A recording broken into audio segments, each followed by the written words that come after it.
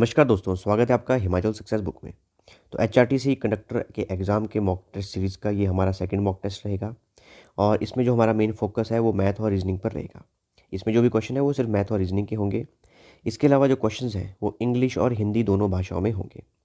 और क्वेश्चन के जो आपके पास सीरीज़ के जो हमारे पास मॉक टेस्ट की जो पीडीएफ है वो आपको टेलीग्राम चैनल पर मिल जाएगी। टेलीग्राम पर सर्च कीजिए हिमाचल सक्सेस बुक और वहाँ से ये जो टेस्ट है इनकी आप पीडीएफ प्राप्त कर सकते हैं। इसके अलावा जो भी आप क्वेश्चन करेंगे उनके आंसर जो है कमेंट बॉक्स में जरूर दीजिएगा। तो स्टार्ट करते हैं डिस्कशन। पहला प्रश्न है यहाँ पे, find the value of x. X का मान ज्ञात कीजिए। यहाँ पर लिखा गया है 120% ऑफ 175 प्लस में 40% of 280 is equal to x plus में 120। अच्छा, वीडियो को पॉज कीजिए, इसका जो क्वेश्चन इस क्वेश्चन को सॉल्व कीजिए और जो भी आंसर उसको कमेंट बॉक्स में लिखिए। आइए क्वेश्चन को सॉल्व करते हैं। तो यहाँ पे लिखा गया है हमारे पास यहाँ पे 120%। परसेंट को जब आप हटाएंगे ये बनेगा बटे में 100। ऑफ का मतलब है गुणा और यहाँ पे लिखा है 175 175 प्लस में नेक्स्ट हमारे पास यहाँ पे 40% 40 बटे में 100 और गुणा में है हमारे पास यहाँ पे 280 बराबर है x जमा में 121। जब इसको हम सॉल्व करेंगे यहाँ पे 0 0 कट जाएगा, 2 6 12 और 2 5 10। 5 से जब हम 175 को यहाँ पे काटेंगे तो हमारे पास बनेगा 5 3 15 और 5 5 5 25 यहाँ पे, ठीक है। और 35 गुणा में 6 करेंगे हमारे पास बनेगा ये 210 जमा में यहाँ पे 1 0 कैंसिल होगी, दूसरी 0 यहाँ पे कैंसिल। 28 गुणा में जब 4 करेंगे तो हमारे पास बनेगा ये 28 गुणा में 4 करके 112 बराबर है x जमा में 121। 210 जमा में 112 दोनों को आपस में जमा करेंगे हमारे पास बनेगा ये 2 2 और 3 322 बनेगा हमारे पास। ये 121 को यहाँ पे लाएंगे तो हमारे पास बनेगा, जब इस तरफ लाएंगे माइनस में हो जाएगा, ये बनेगा माइनस का 121 बराबर है x। और दोनों को जब आप यहाँ पे माइनस करेंगे तो हमारे पास बनेगा ये 201। तो x का जो मान है वो हमारे पास निकला 201। इसका करेक्ट आंसर है वो है ऑप्शन सी 201। अगला प्रश्न है, यहाँ पे भी हमें x का मान ही ज्ञात करना है और हमारे पास ये नंबर सीरीज़ का क्वेश्चन है ये। तो आप वीडियो को पॉज कीजिए और क्वेश्चन को सॉल्व कीजिए। तो इसमें आइए इसका सॉल्यूशन करते हैं। हमारे पास लिखा गया है यहाँ पे 10 कॉमा में 12, फिर लिखा गया है 16, फिर लिखा गया है 24, फिर 40 और आगे लिखा गया है x। सबसे पहला मेथड हमारे पास यही है कि करना क्या है, दोनों का जो गैप है उसको देखो। 10 और 12 के बीच में 2 का गैप है, यानी कि 10 में हमने 2 जमा किया तब 12 बना। 12 और 16 में हमने 12 में जब 4 जमा करेंगे 16 बनेगा। 16 में 8 जमा करेंगे 24 बनेगा और 24 में जब 16 जमा करेंगे तभी हमारे पास 40 बनेगा। अब देखिए 2 से जो 4 बना, जब मैंने 2 में 2 गुणा किया 4 बन गया, 4 में 2 गुणा किया 8 बन गया, 8 में 2 गुणा किया 16 बन गया और 16 में अगर मैं 2 गुणा करूँगा तो कितना बनेगा, 32 बनेगा। यानी कि अगला जो गैप बनेगा 32 का बनेगा। तो 40 जमा में 32 करेंगे कितना बनेगा, 72 72। ये इसका आंसर है, ऑप्शन ई इसका आंसर है। अगला प्रश्न है 0.001 is equivalent to what percent. 0.001 कितने प्रतिशत के बराबर है। देखिए जब भी हमें प्रश्न आएगा, जैसे मान लो आपको दिया जाए 4%, इसमें से अगर हमें प्रतिशत को हटाना है तो इसको लिखेंगे हम 4 बटे में 100।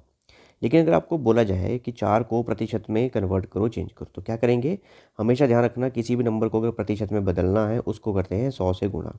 तो 4 का बन जाएगा 400%। तो वैसे ही हमारे पास नंबर यहाँ पे जो संख्या दी गई है वो दिया गया है 0.001। इसको हमें करना क्या है, प्रतिशत में चेंज करना है, तो इसको करेंगे 100 से गुणा। अब देखो यहाँ पे जो दशमलव जो लगा है यहाँ पे इसको हटाएंगे, ये बनेगा 1 बटे में 1000 और गुणा में 100। यहाँ पे दोनों जीरो 2 जीरो से कट गए, यहाँ पे बना 1 बटे में 10 और जब इसको हल करेंगे दशमलव लगाएंगे ये बनेगा 0.1%। ये इसका आंसर बन जाएगा। देखो प्रतिशत का चिन्ह तो लगना ही है, क्यों लगना है, क्योंकि हमने क्या किया 100 से गुणा कर दिया है इसको। प्रतिशत का चिन्ह तो लगेगा ही लगेगा। तो ध्यान रखना जब भी किसी नंबर को अगर प्रतिशत में चेंज करना है, आपको परसेंटेज में चेंज करना है, तो क्या करना है, इसको 100 से गुणा करेंगे। ऑप्शन डी इसका आंसर है 0.1%। अगला क्वेश्चन है, a man spends 15% of his income if his expenditure is ₹75, his income in rupees is. एक आदमी अपने आय का 15% खर्चता है, यदि उसका व्यय ₹75 है तो उसकी आय कितनी होगी। देखिए ऐसे प्रश्न में करना क्या है, हमारी जो भी इनकम होगी, जो भी आय होगी, आय जो अगर प्रतिशत में बात की जाए वो कितनी होगी हमारे पास, वो होगी 100%। ये ध्यान में रखिएगा, जो भी इनकम है, जो भी आय है वो कितनी होगी, 100% होगी, ठीक है। अब देखो 100% अगर किसी की आय है तो उसने खर्च कितना किया, यहाँ पे बोला गया प्रश्न में 15%, यानी कि जो उसका खर्च हुआ, खर्च को बोलेंगे हम इंग्लिश में एक्सपेंडिचर। जो इसका एक्सपेंडिचर है वो कितना दिया गया है 15%। लेकिन इसकी पैसों में भी वैल्यू दी गई है, जिसका व्यय है वो 75 दिया गया है। तो 15% की वैल्यू कितनी होगी, 75 रुपये के बराबर होगी। हमें निकालनी है 1% की वैल्यू यहाँ पे। तो ये बनेगा आपके पास 75 डिवाइड में 15, 75 बटे में 15, 15 यहाँ चले जाएगा, 15 एकम 15, 15 पंजे 75। तो 1% की वैल्यू हमारे पास कितने रुपए के बराबर आ गई, 5 रुपये के बराबर। हमें बोला गया इसकी आय कितनी है, आय तो 100% है। तो 1% की वैल्यू अगर 5 है तो 100% की वैल्यू कितनी होगी। अगर ना लगे पता तो क्या करना है, 100 यहाँ भी गुणा कर लो और 100 इस तरफ की गुणा कर लो, दोनों तरफ 100 गुणा कर लो। तो कितना बन गया, देखो 100% की वैल्यू कितने बन गई हमारे पास, 500 रुपये के बराबर बन गई। तो ऑप्शन डी इसका आंसर है फिर। अगला प्रश्न है, a student has to secure 40% marks to pass, he gets 90 marks and fails by 10 marks, maximum marks are.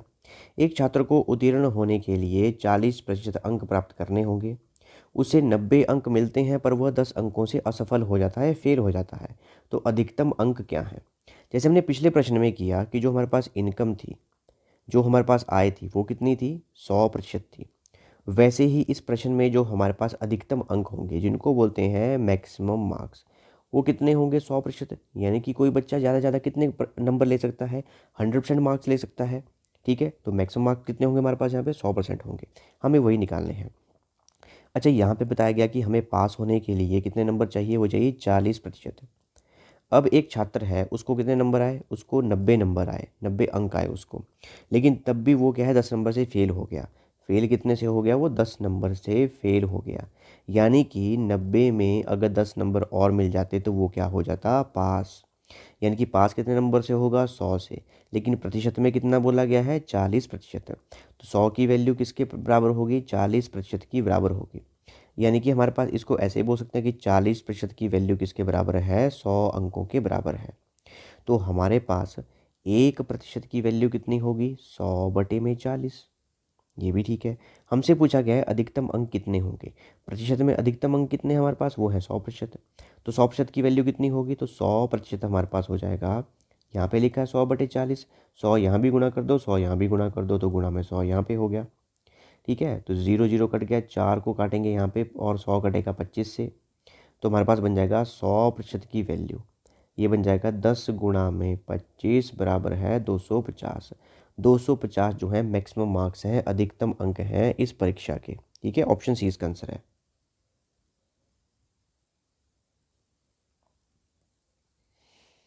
अगला प्रश्न है, in an election a candidate who gets 84% of the votes is elected by majority of 476 votes, what is the total number of votes polled. एक चुनाव में 84% vote पाने वाला उम्मीदवार 476 वोटों के बहुमत से चुना जाता है। कुल पड़े वोटों की संख्या कितनी है। देखिए यहाँ पर भी ना, जो हमारे पास टोटल वोट होंगे, कुल वोट जो हमारे पास होंगे वो कितने होंगे, वो खुद में ही कितने होंगे, 100% होंगे। ठीक है, अब हमें बोला गया यहाँ पे एक उम्मीदवार है, मान लो एक उम्मीदवार है ए, उसको कितने वोट पड़े, उसको पड़े 84%। अगर 100% में से जो जीतने वाला उम्मीदवार है उसको पड़ेंगे 84%, तो हारने वाले उम्मीदवार को प्रतिशत में कितने पड़ेंगे, 100 में से 84 को माइनस करेंगे, 84 माइनस करके कितना बनेगा, 16%। तो हारने वाले कैंडिडेट को कितने पड़े हैं, 16% यहाँ पे वोट पड़े हैं। अब हमें ये बोला गया जो जीतने वाला कैंडिडेट है वो कितने मतों से जीता, कितने वोटों से जीता, 476 वोटों से जीत गया है। उसकी जो मेजॉरिटी है, उसका जो बहुमत है वो कितना है, 476 का बहुमत है। यानी कि इसको कितने अधिक वोट पड़े, 476 अधिक वोट पड़े, किससे, 16% वाले से। ठीक है, तो यानी कि ए के जो वोट हैं वो बी के वोट से कितना ज़्यादा है, 476 ज़्यादा है। एक और बोलने का मतलब ये भी है ना कि दोनों के वोट का जो गैप होगा वो 476 का गैप होगा। यानी कि ए माइनस बी बराबर है 476। अच्छा, प्रतिशत में देखेंगे कितना बनेगा हमारे पास, देखो यहाँ पे 84% माइनस में 16% बराबर है 476। माइनस करेंगे यहाँ पे कितना बनेगा, यहाँ पे हमारे पास ये बनेगा यहाँ पे 68% बराबर है 476। तो 1% की वैल्यू हमारे पास कितनी बनेगी, यहाँ पे 1% बनेगा 476 बटे में 68। तो यहाँ से अगर मैं इसको सॉल्व करूँगा, यहाँ पे देखो अगर मैं इसको 2 से काटूँ, ये 4 से काटते हैं सबसे पहले इसको हम यहाँ पे। ठीक है, तो बनेगा हमारे पास कितना, 4 17 चौके 68, और यहाँ पे बनेगा देखो 4 एकम में 4, और यहाँ पे बनेगा हमारे पास ये, फिर से हमारे पास बनेगा यहाँ पे 4 एकम में 4 और 4 9 36। और 17 सते 119। तो 1% की वैल्यू कितनी आ गई हमारे पास 7। तो 100% की वैल्यू कितनी हो जाएगी, ये बन जाएगा 700। तो सारे वोट मिला के कितने थे हमारे पास, वो थे 700। ऑप्शन डी इसका आंसर है।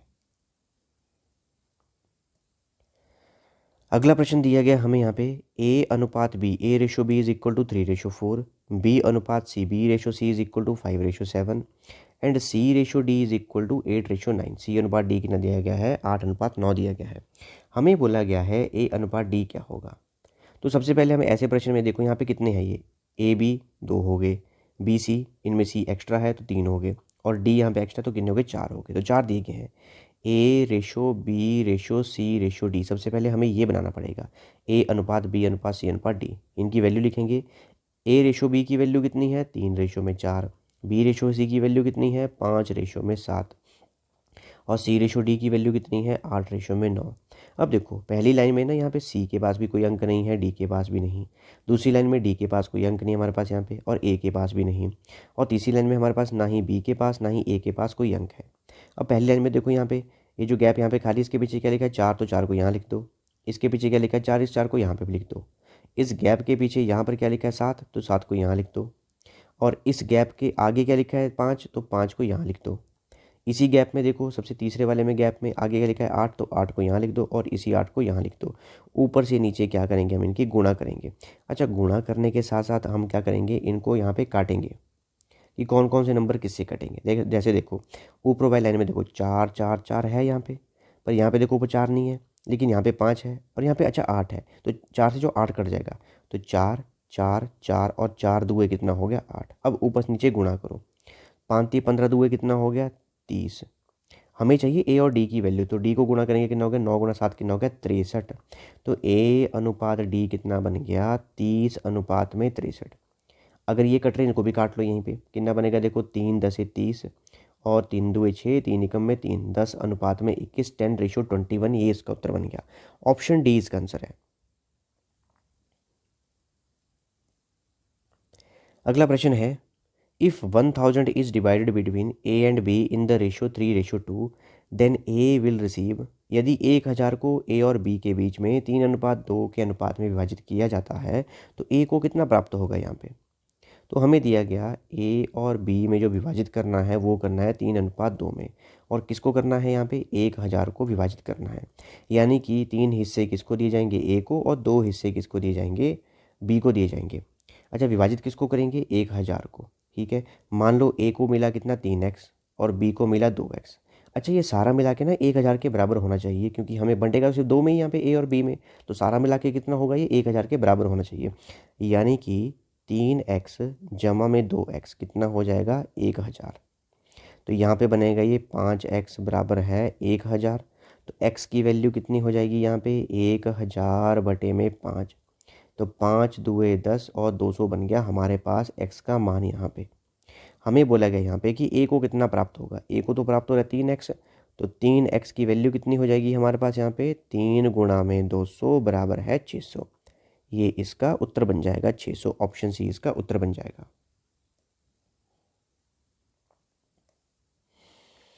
अगला प्रश्न दिया गया है हमारे पास, ratio of two numbers is 3/8 and their difference is 115। The smaller of the two numbers is. दो संख्याओं का अनुपात 3:8 है और उनका अंतर 115 है। छोटी संख्या ज्ञात करें। देखो दो संख्याएं, मान लो एक ए है एक बी है, अनुपात दिया गया है 3:8। अब मान लो हमें ये नहीं पता वैल्यू कितनी है हमारे पास यहाँ पे ए की, तो इसको मान लेंगे हम 3x और इसको मान लेंगे 8x। हमें बोला गया उनका अंतर जो दिया गया है, जो डिफरेंस दिया गया है वो दिया गया है 115। यानी कि 8x माइनस में 3x, इसकी संख्या कितनी दी गई है, 115 के बराबर। तो इनको माइनस करके कितना बन जाएगा, 5x बराबर है 115। x बराबर है 115/5। तो क्या बनेगा देखो, 5 दुए 10 और 5 3 15। x की वैल्यू कितनी हमारे पास आ गई, 23। तो हमें बोला गया छोटी संख्या ज्ञात कीजिए। दोनों में देखो छोटी संख्या कौन है, 3x और 8x में जिसके पास कम नंबर होगा, छोटे वाला नंबर होगा, वो छोटी संख्या होगी। तो कौन सी होगी, 3x। तो 3 × 23 बराबर है कितना बनेगा, 69, 69। ऑप्शन सी इसका आंसर है।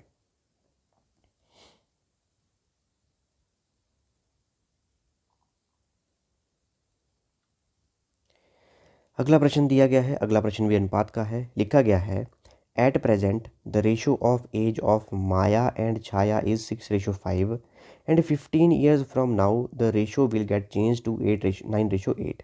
मायाज प्रेजेंट एज इज, वर्तमान में माया और छाया की आयु का अनुपात कितना दिया गया है? 6:5 दिया गया है। 15 वर्ष बाद, मतलब 15-15 दोनों में जमा होंगे, वही मतलब है 15 वर्ष बाद का। इनका अनुपात कितना हो जाएगा? माया और छाया का 9:8 हो जाएगा। हमें बोला गया माया की वर्तमान आयु क्या होगी। मान लो माया की वर्तमान आयु 6x है और छाया की कितनी है? 5x है। तो 15 वर्ष बाद माया की आयु कितनी हो जाएगी? 6x में 15 जमा हो जाएगा और छाया की कितनी हो जाएगी? 5x में 15 जमा हो जाएगा। और इनका जो अनुपात बनेगा, मतलब इनका जो भाग करके बनेगा, वो कितना बनेगा? 9/8। बस 8 को यहाँ ले जाओ, गुणा हो जाएगा, और इस पूरे को उठा के वहाँ ले जाओ, ये 9 से गुणा हो जाएगा। तो जब ये 8 वहाँ गुणा होगा, ये आपके पास बनेगा 8 गुना में 6x जमा में 15 बराबर है 9 गुना में 5x जमा में 15। तो यहाँ पे बनेगा हमारे पास, देखो ये बनेगा 48x जमा में 120 बराबर है 45x जमा में 15 9 135। 45x वहाँ जाएगा तो ये हमारे बनेगा आपके पास 48x माइनस में 45x बराबर है 135 माइनस में 120। तो 48 में से 45 जाएंगे, कितना बनेगा? 3x। तो 3x बराबर है, कितना हो जाएगा ये? 135 माइनस 120 करेंगे, कितना होगा? 15। तो x की वैल्यू, x का मान कितना हो जाएगा? 15/3 बराबर है 5। x का मान कितना हो गया? 5। हमें बोला गया है माया की वर्तमान आयु कितनी होगी। तो माया की वर्तमान आयु देखो कितनी लिखी है? 6x, तो कितनी बन जाएगी? 6 गुणा में 5 बराबर है 30। 30 इसका उत्तर बन जाएगा। जो माया की वर्तमान आयु हमारे पास कितनी है? वो है 30। अच्छा, इसी प्रश्न में हम इसको और कैसे कर सकते हैं? देखो हमें बोला गया था माया और छाया, इनकी आयु का अनुपात वर्तमान में दिया गया है 6:5। 15 वर्ष बाद, 15 वर्ष दोनों में 15-15 जमा होंगे, आयु का अनुपात कितना बन जाएगा? 9/8। अच्छा, जो ऊपर नंबर लिखे हैं ना 6 और 9, इनके बीच में गैप कितने का है? 3 का। 5 और 8 में कितने का गैप है हमारे पास यहाँ पे? 3 का। 6 और 9 में कितने का? 3 का है। 5 और 8 में भी 3 का है। मतलब जो 3 का गैप है कितने वर्षों के बराबर आ रहा है? 15 वर्षों के बराबर आ रहा है वो। तो एक का गैप कितना हो गया? 15/3 कितना बन गया? 5। तो एक की वैल्यू आपके पास आ रही है 5 वर्ष के बराबर। माया की वर्तमान आयु में लिखा है क्या? 6। तो 6 की वैल्यू कितनी हो जाएगी? 6 गुणा में 5 बराबर है 30। 30 वर्ष जो है वो माया की आयु है। ऐसे भी इस प्रश्न को कर सकते हैं।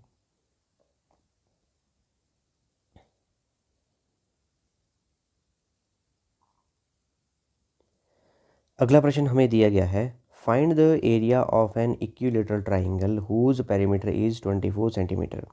उस समबाहु त्रिभुज का क्षेत्रफल ज्ञात करें जिसका परिमाप 24 सेंटीमीटर है। देखो समबाहु त्रिभुज इक्विलेटरल ट्राइंगल वो ट्राइंगल होगी जिसको तीनों भुजाएं बराबर होंगी। मान लो ये भी ए है, ये भी ए है, ये भी ए है। अच्छा, इसके तीनों कोण भी बराबर होंगे। तीनों कोण कितने कितने के होंगे? 60-60 के होंगे। 60 यहाँ, 60 यहाँ, 60 यहाँ। ठीक है। अच्छा, ये पेरीमीटर जो लिखा गया है यहाँ पे, यानी कि परिमाप, इस परिमाप का मतलब क्या है? पेरीमीटर यानी कि परिमाप का मतलब है तीनों भुजाओं की जो लेंथ है उनको जमा करना है हमने, यानी कि ए जमा में ए जमा में ए कितना बन गया? 3a। और 3a की वैल्यू हमें कितनी दी है? परिमाप दिया है 24 सेंटीमीटर। तो a की वैल्यू हमारे पास कितनी बन जाएगी? ये बनेगा 24/3 बराबर है 8 सेंटीमीटर। ए की वैल्यू हमारे पास आ गई। हमें बोला गया इस समबाहु त्रिभुज यानी कि जो इक्विलेटरल ट्राइंगल है उसका एरिया निकालना है। तो एरिया क्या का फॉर्मूला इसका? वो है √3/4 और a²। तो √3/4 गुणा में ए की वैल्यू कितनी? 8। 8 का स्क्वायर यहाँ करेंगे तो ये बनेगा √3/4 गुणा 8 का स्क्वायर कितना होगा? 64। काटेंगे देखो 4 से 16 बचेगा यहाँ पे, तो ये बनेगा 16 √3 और सेंटीमीटर का स्क्वायर, ये इसका एरिया बन जाएगा, क्षेत्रफल बन जाएगा। ऑप्शन सी इसका आंसर है। अगला प्रश्न लिखा गया है यहाँ पे the mark price of a watch is 800। A shopkeeper gives 2 successive discount and sells the watch at 612। If the first discount is 10% then second discount is. एक घड़ी का अंकित मूल्य यानी कि जो मार्क प्राइस है, अंकित मूल्य कितना हो गया? लिखा है यहाँ पे 800 रुपये दिया गया है। एक दुकानदार जो है 2 छूट दे रहा है, मतलब वो डिस्काउंट 1 भी दे रहा है, डिस्काउंट 2 भी दे रहा है यहाँ पे। और ऐसा करने के बाद कितने पर बेच रहा है वो? इसको 612 पर बेच रहा है। पहला जो डिस्काउंट है, पहली छूट कितनी दी गई, 10% की। हमें निकालना है दूसरी छूट कितनी दी गई यहाँ पे। ठीक है, हमें पता है यहाँ पे फॉर्मूला क्या है, देखो मार्क प्राइस गुणा में 100% माइनस में जो पहला डिस्काउंट है प्रतिशत में उसको लिखेंगे, गुणा में 100% माइनस में दूसरा डिस्काउंट है प्रतिशत में उसको लिखेंगे, बराबर है क्या बनेगा, सेलिंग प्राइस। मार्क प्राइस कितना दिया यहाँ पे 800। पहले में देखो 100% माइनस में पहला डिस्काउंट 10% का है, 100 माइनस 10 करेंगे कितना बनेगा, 90% बचेगा यहाँ पे, 90%। दूसरा होगा 100% माइनस में डिस्काउंट 2, वो भी प्रतिशत में, बराबर है सेलिंग प्राइस। यहाँ बनेगा 800 गुणा में 90/100, और इसको ऐसे ही रखो अभी, 100% माइनस में डिस्काउंट 2%। सेलिंग प्राइस कितना दिया गया हमें, 612 में बेचा इसने, 2 0 कट गई यहाँ पे, 8 और 9 करेंगे गुणा 720 होगा, 720 वहाँ चला जाएगा, इस तरफ जाएगा इसके नीचे यहाँ पे। तो यहाँ पे बचेगा आपके पास देखो 100% माइनस में डिस्काउंट 2% में, बराबर है 612/720।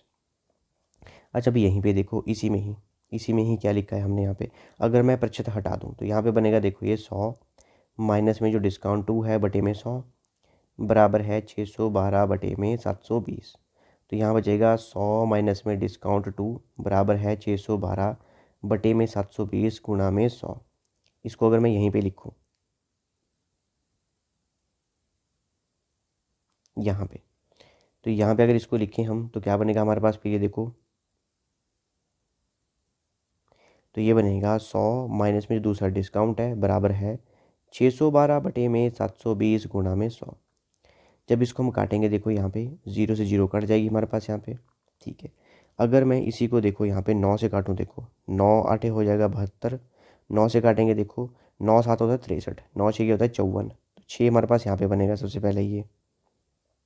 ठीक है, अच्छा 54 में हम 7 जमा करेंगे तभी 61 बनेगा, 72 बनेगा हमारे पास, फिर ये 9 8 72 हो जाएगा ये। ठीक है, 4 से काटेंगे देखो 4 17 68, 4 2 8, 2 से काटेंगे 2 5 10, 5 गुना 17 करेंगे कितना हो गया 85।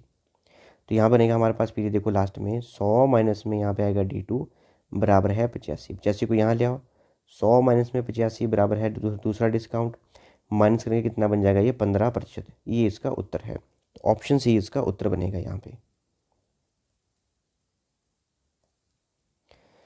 अगला प्रश्न है, ABC enter into A partnership investing ₹35,000, 45,000 and ₹55,000 respectively, what will be the share of A in the annual profit of ₹40,500। देखो तीन व्यक्ति हैं ए बी और सी, ये इन्वेस्ट कर रहे हैं, ये एक साझेदारी कर रहे हैं। ठीक है, एक निवेश कर रहे हैं, और किसमें, साझेदारी में। ए ने कितना निवेश किया 35,000 का, बी ने कितना किया 45,000 का, और सी ने कितना किया 55,000 का। ठीक है, और बोला गया यहाँ पे 40,500 रुपये के वार्षिक लाभ में ए का कितना हिस्सा होगा। जो यहाँ पे लाभ हो रहा है यानी कि प्रॉफिट हो रहा है, और वो कौन सा रहा है, वार्षिक 1 साल का, वो कितना हो रहा है, वो हो रहा है 40,500 का। ठीक है, अच्छा ऐसे केस में हम क्या करेंगे, जो भी समय होगा इन जो हमारे पास यहाँ पे अमाउंट लिखा है 35,000, 45 और 55, इसके साथ गुणा करेंगे। हमें समय कितना दिया गया, वार्षिक यानी कि 1 साल का दिया गया है, तो एक यहाँ गुणा कर दिया, एक यहाँ गुणा कर दिया। अब इन तीनों का ही अनुपात बनाएंगे। ठीक है, अब देखो यहाँ पे देखो 3 0 यहाँ कटेगी, 3 0 यहाँ, 3 0 यहाँ, ध्यान रखना तीनों नंबर से एक ही नंबर कटना चाहिए, पर ऐसे नहीं कि यहाँ कुछ और कट रहा है और यहाँ पे कुछ और। 3 0 यहाँ कट थी, या 3 0 यहाँ पे थी, 3 0 यहाँ थी, तीनों 0 साथ में कट जाएंगी। बचेगा देखो 35 अनुपात में 45 अनुपात में 55। अब देखो तीनों नंबर 5 से कट जाएंगे, 5 7 35, 5 9 45 और 5 11 55। अब ये बन गया 7 अनुपात 9 अनुपात 11। इसी अनुपात में जो लाभ है, प्रॉफिट है, वो बंटेगा। ठीक है, मान लो ए का लाभ है 7x, बी का लाभ है 9x और सी का लाभ है 11x। सारा लाभ मिला के कितना हो जाएगा, जो हमें 40,500 दिया गया है, इसको जमा करूँगा कितना हो जाएगा 27x। 27x की वैल्यू हो जाएगी 40,500 के बराबर। तो x की वैल्यू कितनी है कि हमारे पास यहाँ पे, ये बनेगा 40,500 बटे में 27। ठीक है, 3 से काटे अगर हम यहाँ पे तो कितना बनेगा, 3 9 27 हो गया हमारे पास यहाँ पे। ठीक है, इसको काटेंगे देखो 3 एकम 3, जो 4 कट गए यहाँ पे, एक बच गया, 3 3 9, 3 5 15, 0 और 0, 9 से काटेंगे देखो 15 9 135, 1500। तो x की वैल्यू कितनी बन गई हमारे पास यहाँ पे 1500। हमें निकालना है यहाँ पे कि a का हिस्सा कितना होगा, वो लिखा है यहाँ पे देखो 7x। तो x की वैल्यू अगर 1500 है, 7x की वैल्यू कितनी हो जाएगी, 7 गुणा में 1500 बराबर है 15 7 105, कितना बनेगा 10,500। ये उत्तर बनेगा इसका। ठीक है।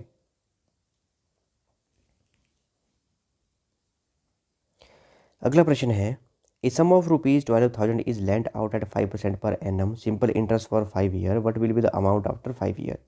12,000 रुपये की राशि 5% दर साधारण ब्याज पर 5 वर्ष के लिए उधार दी जाती है। 5 वर्ष बाद वो कितनी राशि हो जाएगी। सबसे पहले हमें निकालना पड़ेगा साधारण ब्याज। क्यों निकालना पड़ेगा, जो सारी राशि बनेगी वो क्या बनेगी, जो हमारा मूलधन है जमा में साधारण ब्याज मिला के बनेगी। तो मूलधन हमें पता है वो कितना है, 12,000 प्रिंसिपल दिया है। हमें निकालना पड़ेगा पहले साधारण ब्याज। साधारण ब्याज का फॉर्मूला क्या है, प्रिंसिपल गुणा में रेट गुणा में टाइम बटे में 100, मूलधन गुणा में दर गुणा में समय बटे में 100।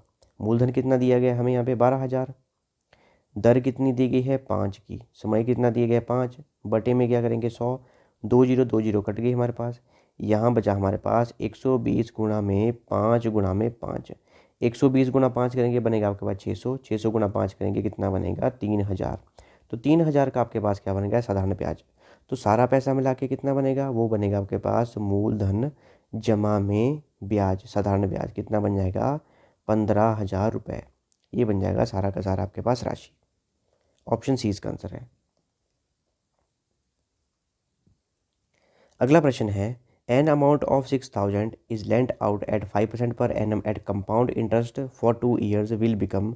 2 वर्ष के लिए 5% वार्षिक चक्रवृद्धि ब्याज पर उधार दी गई 6,000 की राशि कितनी हो जाएगी। तो हमें यहाँ पे जो मूलधन दिया गया ना वो दिया गया 6,000, और हमें समय दिया गया है 2 वर्ष का, और हमें यहाँ पे जो दर दी गई है 5% की। हमें बताना है कि अगर चक्रवृद्धि ब्याज यानी कि कंपाउंड इंटरेस्ट पे दिया जाएगा तो 2 साल बाद कितना होगा। ये सीधा साधारण सा फॉर्मूला है, amount is equal to principal गुणा में 1 जमा में R बटे में 100 और पावर में T यानी कि टाइम।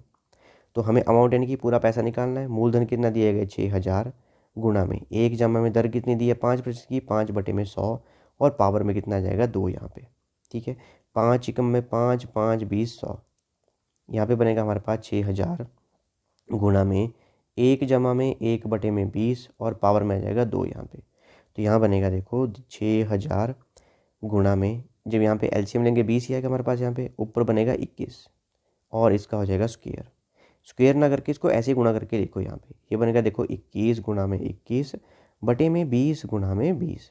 0 कट के देखो यहाँ पे 2 और ये कितना बन गया 30, और 2 से काटेंगे कितना बन गया ये 15। अब हमें गुणा करना है सिर्फ 15 गुणा 21 गुणा 21, 21 गुणा 21 यानी कि 21 का स्क्वायर हमारे पास कितना हो जाएगा 441, और इस सभी को गुणा करेंगे बनेगा 6,615 रुपये। ये बन जाएगा सारा का सारा अमाउंट। ऑप्शन डी इसका आंसर है।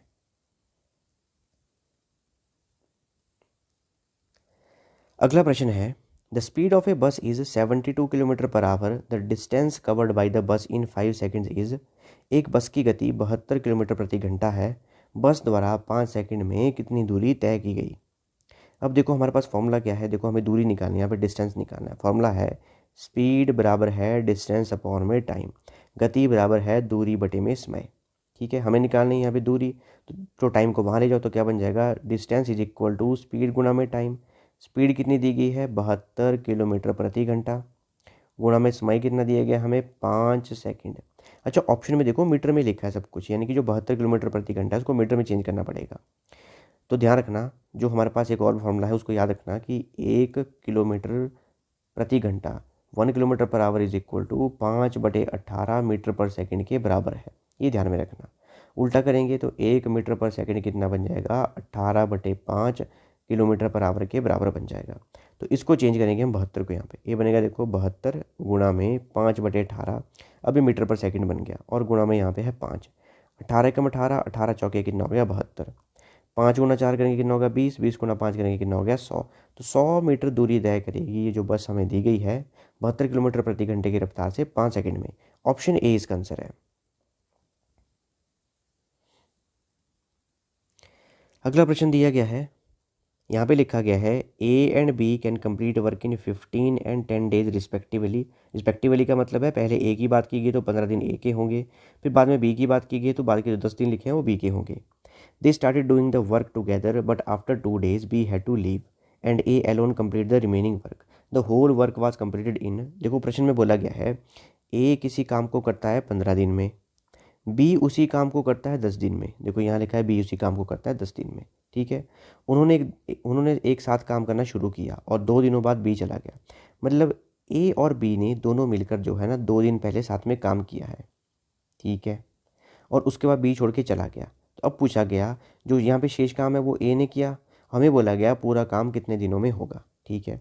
अब देखो हमें करना क्या है, सबसे पहले ना ये जो 15 और 10 लिखे हैं इनको गुणा करना है, कितना बन जाएगा 150। 150 को अगर मैं इसी 15 से भाग करूँगा कितना बनेगा 10, तो 10 को लिखेंगे यहाँ पर। 150 को इसी 10 से भाग करेंगे कितना बन जाएगा 15। ये जो 10 और 15 क्या है हमारे पास यहाँ पे, देखो मैं लिख दूँ यहाँ पे, जो 10 जो है वो क्या है, ए का एक दिन का कार्य है, ए का एक दिन का कार्य है, ठीक है। इसको बोलते हैं वन डे वर्क, ठीक है। और वैसे ही जो हमारे पास 15 है वो क्या है, बी का एक दिन का कार्य है। इसको हम एफिशिएंसी भी बोलते हैं कि दोनों की एफिशिएंसी क्या है, ठीक है। और इसको हम एक दिन का कार्य इंग्लिश में बोलते हैं वन डे वर्क, कि एक दिन में कितना काम कर सकते हैं। अब देखो हमें बोला गया दोनों ने 2 दिन जो है सबसे पहले काम किया यहाँ पे, उसके बाद जो हमारे पास जो है बी छोड़ के चला गया। तो ए और बी अगर एक दिन मिल के काम करेंगे तो कितना काम करेंगे, अगर एक दिन में ए कर रहा है 10 काम और बी कर रहा है 15, तो पूरा काम कितना हो गया 25 कर दिया इन्होंने एक दिन में। यहाँ तक तो ठीक है। तो 2 दिन में कितना करेंगे, क्योंकि हमें बोला गया 2 दिन साथ में मिलके काम किया, तो 2 दिन में कितना कर देंगे, 2 डेज में कितना करेंगे, 2 गुणा में 25 कितना हो गया 50, ठीक है। 50 काम तो कर दिया उन्होंने 2 दिन में, तो 2 दिन को मैं इस डब्बे में लिख दूंगा यहाँ पे, ठीक है। अब बचा काम कितना, पूरा काम था 150, 50 काम हो चुका है पूरा, बचा काम 100, ठीक है। ये काम किसको करना है, जो बचेगा वहाँ पे ए को काम करना है ये, ठीक है। अब काम करना है ए को 100, एक दिन में कितना काम करता है ये 10 काम करता है, तो 100 काम कितने दिनों में कर देगा ये 10 दिनों में कर देगा ये, ठीक है। हमसे पूछा गया अब सारा काम कितने दिनों में कंप्लीट हुआ, तो 2 दिन तो पहले लगे थे और 10 दिन ए को लगे, तो पूरे दिन कितने हो गए यहाँ पे 12 दिन। 12 दिनों में पूरा काम कंप्लीट हो जाएगा।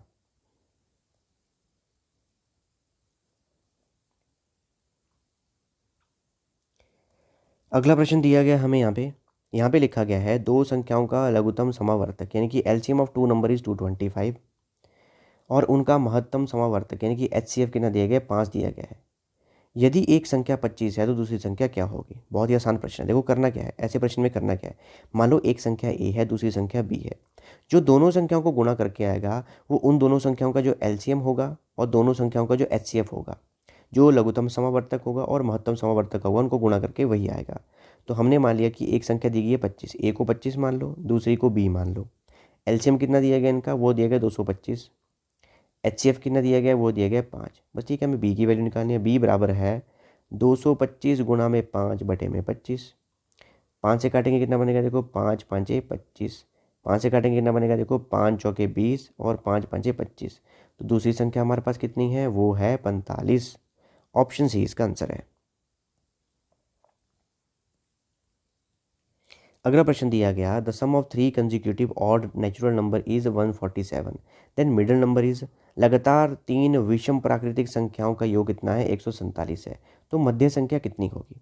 देखो हमारे पास ना चाहे यहाँ पे ऑड संख्या दी हो चाहे इवन दी हो हमारे पास यहाँ पे, ठीक है। अब देखो हमारे पास जो विषम संख्याएं होगी कौन सी होंगी हमारे पास यहाँ पे, विषम संख्या जो 2 से भाग नहीं होगी। मान लो वैसे एग्जाम्पल के तौर पर ऐसे मान लो, ठीक है। मान लो आपने की पहली संख्या मान ली यहाँ पे 3, अगली संख्या कौन सी आएगी 5, अगली संख्या कौन सी आएगी 7, ठीक है। दोनों के बीच का गैप कितने का आएगा, 2 2 का। इसका और इसका गैप 2 का है, इसका और इसका गैप कितने का है 2 का है। और पहली और अंतिम का गैप कितने का है 4 का है, ठीक है। अब देखो मान लो पहली संख्या हमने इस क्वेश्चन के लिए, अब प्रश्न के लिए हम पहली संख्या मानते हैं, प्रश्न के लिए पहली संख्या मान ली हमने x, तो अगली संख्या के बीच का गैप कितना होगा 2 का, तो x जमा 2 हो जाएगा।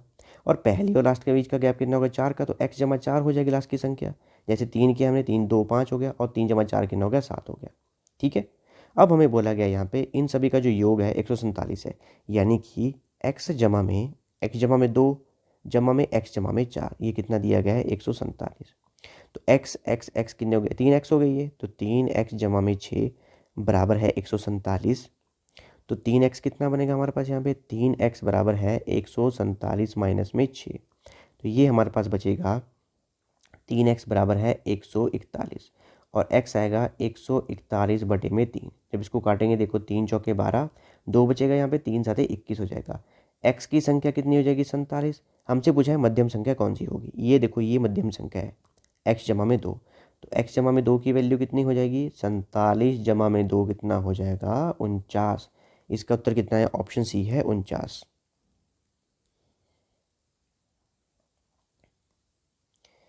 अगला प्रश्न हमें दिया गया है यहाँ पे, find values of x and y, x और y का मान ज्ञात कीजिए। देखो हमारे पास ना यहाँ पे ये इक्वेशंस दी गई हैं, दो हमारे पास इक्वेशन दी गई हैं। पहली लिखी है 2x + 2y = 35, ये पहली इक्वेशन मान ली हमने यहाँ पे। दूसरी लिखी है 4x - y = 25, ये हमने दूसरी इक्वेशन मान ली यहाँ पे। ठीक है, अब देखो ऐसे प्रश्न में क्या करेंगे, x के आगे देखो यहाँ कितना लिखा है 2, x के आगे यहाँ कितना लिखा है 4, ये 2 और 4 को बराबर करना है हमने।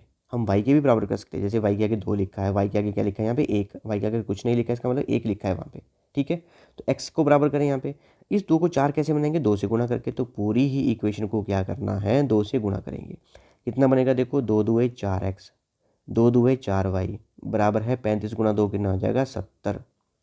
अब देखो क्या करेंगे यहाँ पे, एक लाइन यहाँ लगाएंगे। अब क्या करना है यहाँ पे, देखो नीचे वाले 4x के आगे कौन सा चिन्ह है, कोई चिन्ह नहीं है, इसका मतलब जमा का चिन्ह है, तो यहाँ हो जाएगा ये माइनस। चिन्ह को उल्टा करना है, y के आगे क्या लिखा है यहाँ पे माइनस, ये हो जाएगा जमा। 25 के आगे क्या लिखा है जमा, ये बन जाएगा माइनस। तो 4x - 4x क्या हो गया, कट गया आपस में। 4y जमा y कितना हो गया 5y बराबर है, यहाँ पे हमारे पास कितना है देखो यहाँ पे ये 4y जमा y कितना हो गया 5y। 70 जमा 25 करेंगे हमारे पास कितना बनेगा ये, जब हम 70 माइनस में 25 करेंगे हमारे पास यहाँ पे, तो कितना बचेगा हमारे पास फिर ये बनेगा हमारे पास यहाँ पे 45।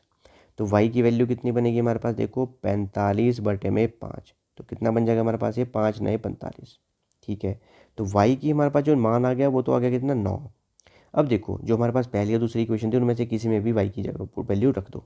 मान लो दूसरी में रखें, दूसरी इक्वेशन थी 4x - में y बराबर है 25, तो ये थी 4x - में 9 बराबर है 25, तो ये बनेगी देखो 4x, 9 वहाँ जाएगा जमा होगा, 25 जमा 9 कितने हो गए 34।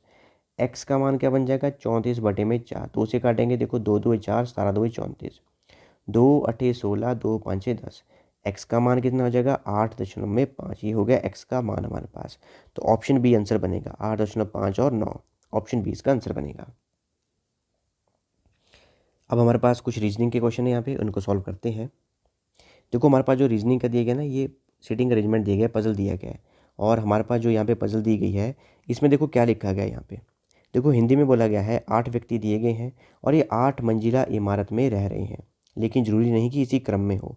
सबसे निचली मंजिल की संख्या 1 है, ठीक है, हमने लिख दिया 1 सबसे निचली संख्या को यहाँ पे। सबसे ऊपरी मंजिल की संख्या जो है वो 8 है, सबसे ऊपर 8 है, मतलब क्या होगा 1 2 फिर 3 फिर 4 फिर 5 फिर 6 फिर 7 और ये लास्ट में हो जाएगा 8। ठीक है, अब देखो यहाँ पे इसको हल करते हैं, तो क्या करेंगे सबसे पहले बीच में लाइन लगा दो यहाँ पे इस तरह से हम क्या करेंगे लाइन लगा देंगे यहाँ पे, ताकि इसकी अलग अलग पॉसिबिलिटी बन सके हमारे पास यहाँ पे। ठीक है, अलग अलग पॉसिबिलिटी बन सके। देखो यहाँ पे क्या लिखा गया हमारे पास, जो अगर मैं अंग्रेजी में पढ़ूँ यहाँ पे ऊपर लिखा गया, देखो यहाँ पे D lives on one of the floor below 3rd floor. ठीक है, डी तीसरी मंजिल के नीचे किसी एक मंजिल पर रहता है। तीसरी मंजिल के नीचे कौन कौन सी, दूसरी भी है पहली भी है, तो डी दूसरी में भी हो सकता है या फिर डी पहली पर भी हो सकता है। ठीक है, यहाँ तक तो हमने कर लिया। आगे लिखा डी और एफ के बीच केवल 2 व्यक्ति रहते हैं। डी और एफ के बीच 2 व्यक्ति रह रहे हैं। डी अगर यहाँ पे है तो नीचे जगह नहीं है हमारे पास 2 व्यक्तियों के लिए, ऊपर जगह है, देखो 1 2 तो एफ हमारे पास यहाँ आ जाएगा, यहाँ पे भी देखो 1 2 तो एफ हमारे पास यहाँ आ जाएगा। ठीक है, आगे लिखा यहाँ पे एफ के ऊपर रहने वाली व्यक्तियों की संख्या बी के नीचे रहने वाली व्यक्तियों की संख्या के समान है। मतलब एफ के ऊपर रहने वाली व्यक्तियों की संख्या बी के नीचे रहने वाली व्यक्तियों की संख्या के समान है। एफ के ऊपर कितने रह रहे हैं देखो यहाँ पे 1 2 3, तो बी के नीचे भी 3 रहेंगे, तो 1 2 3, तो बी हमारे पास यहाँ पे आएगा। फिर ये इसमें देखो एफ के ऊपर कितने हैं 1 2 3 4, तो बी के नीचे कितने होंगे 4, 1 2 3 4, तो बी हमारे पास यहाँ पे आएगा। ठीक है, आगे लिखा गया फिर यहाँ पे बी और ई के बीच केवल 2 व्यक्ति ही रह रहे हैं। Only 2 person live between B and E. ठीक है, बी और ई के बीच में 2 व्यक्ति ही रह रहे हैं।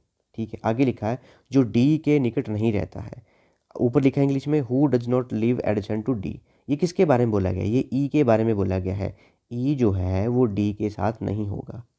ठीक है, ई जो है डी के साथ नहीं होगा। ठीक है, अब बी और ई के बीच में 2 होंगे। अब देखो बी यहाँ पे है ना, तो 1 2 ई अगर मैं यहाँ रखूँ तो डी के साथ हो जाएगा, तो यहाँ तो नहीं होगा। ऊपर देखो 1 2 तो ई 1 2 हमारे पास ई यहाँ पे आ जाएगा। ठीक है, वैसे इसमें देखो नीचे रखेंगे 1 2 ई यहाँ पे आएगा, डी के साथ नहीं होगा।